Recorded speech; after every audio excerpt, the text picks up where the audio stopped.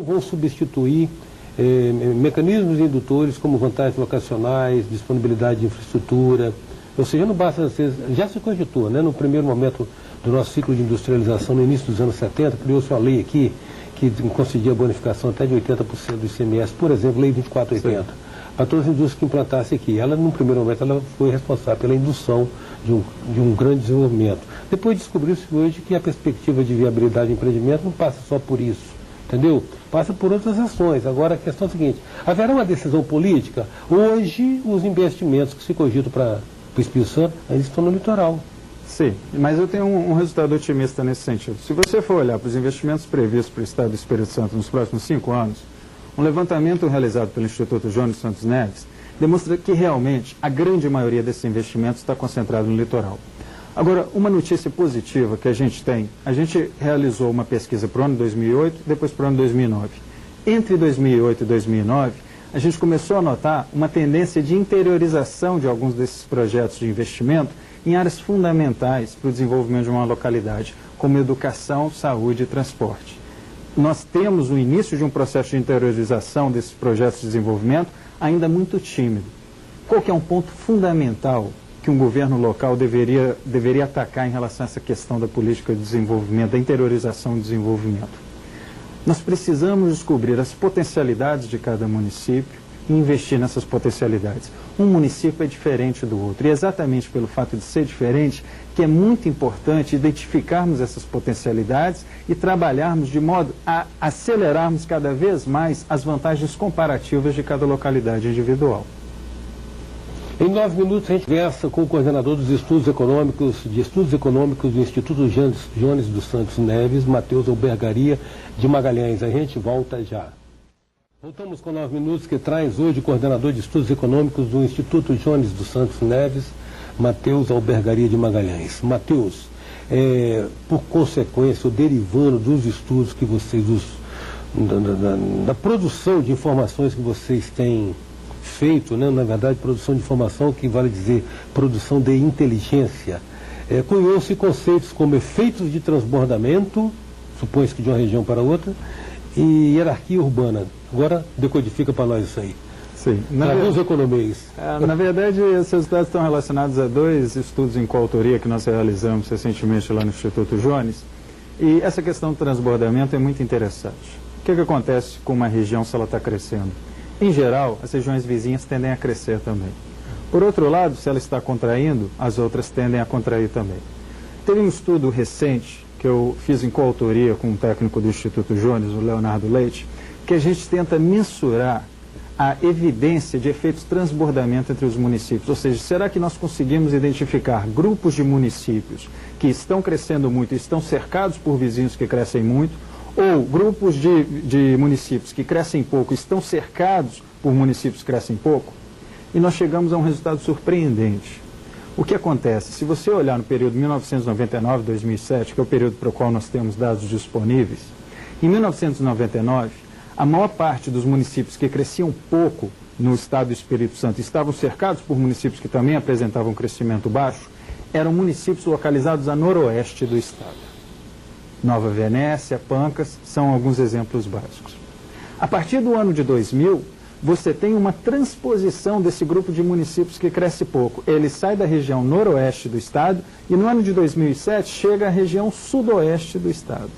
Então você agora tem municípios na região sudoeste, por exemplo, Alegre é um exemplo, que estão crescendo pouco e estão cercados por municípios que crescem pouco. Por que esses resultados são importantes?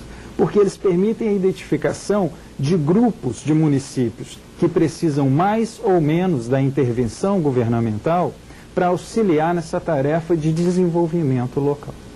Outro conceito muito importante que você me perguntou, aí resultado de uma pesquisa com outro técnico do Instituto, Victor Nunes Toscano, que é relacionado ao tema de hierarquia urbana. Nós queremos entender qual que é a dinâmica da riqueza no estado do Espírito Santo. E uma pergunta que a gente se faz é o seguinte: tá bom, a riqueza está concentrada na faixa litorânea. Será que isso não acontece porque eu tenho uma concentração maior de pessoas nessa faixa também? Ou seja, será que eu tenho uma polarização populacional no estado do Espírito Santo? Os nossos resultados também são muito interessantes. Se você olhar para a distribuição das pessoas no Espírito Santo, nas cidades, você tem que as 4 principais cidades do estado, Vitória, Vila Velha, Cariacica e Serra, são responsáveis por 40% da população do estado do Espírito Santo. Por que esse resultado é importante? Primeiro, explica para mim porque eu tenho uma concentração tão forte da riqueza na região litorânea. É porque eu tenho mais gente trabalhando, mais gente produzindo nessa área. Segundo, chama atenção para problemas urbanos graves. O problema do tráfego, o problema de congestionamentos, o problema de poluição e criminalidade vão ser maiores nesses 4 municípios. Obviamente porque você tem mais pessoas disputando os mesmos recursos. É muito importante a gente tentar entender por que você tem algumas cidades que estão muito inchadas e outras que estão muito vazias. Mais do que isso, pensarmos em maneiras de gerar incentivos de modo que as pessoas saiam dessas áreas muito inchadas e vão para as áreas que estão relativamente vazias. Isso que você menciona a respeito de hierarquia urbana, antigamente, inclusive, essas constatações dos efeitos, digamos, os efeitos degradantes do mero crescimento do inchaço, a gente chamava de deseconomias de escala. Perfeito. E você está tocando num ponto muito importante.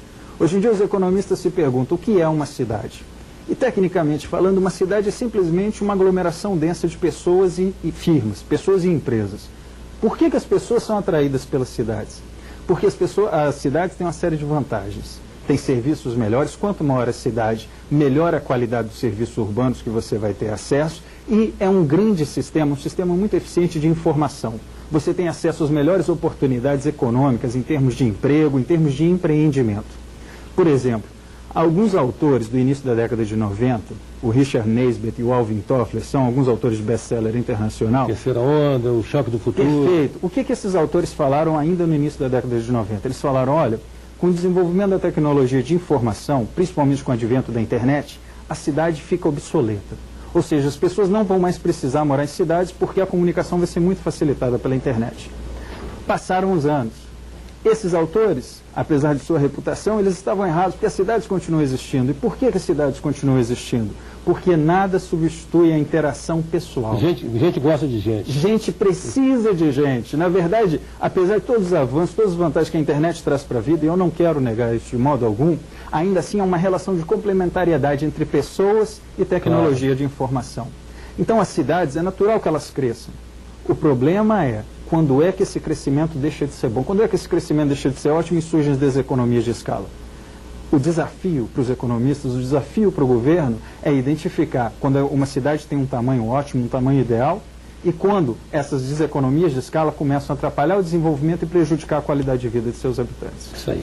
Matheus, muito grato pela sua presença, espero em outra oportunidade de estar trocando ideia, porque essa pauta do tamanho ótimo da cidade tem inspirado algumas conversas aqui. Ontem mesmo estivemos com o urbanista conversando com o professor de urbanismo a respeito disso, um conceito maravilhoso do arquiteto chamado Jane Jacob, que é a guru aí, principalmente do pessoal da arquitetura e de urbanismo, né? Sim. E essa questão de discutir a cidade, até que ponto há como limitar, não se trata de tolher o direito de ir e vir, mas há como definir quanto que a cidade atinge o seu estado ótimo, que a partir daí ela é contraproducente, digamos assim, né? Sim, o tema é fascinante, eu agradeço a oportunidade de vir ao programa. Eu que agradeço a sua presença aqui, tá bom, Matheus? Muito obrigado. Em 9 minutos nós contamos com a presença do coordenador de estudos econômicos do Instituto Jones Santos Neves, Matheus Albergaria de Magalhães. Até já.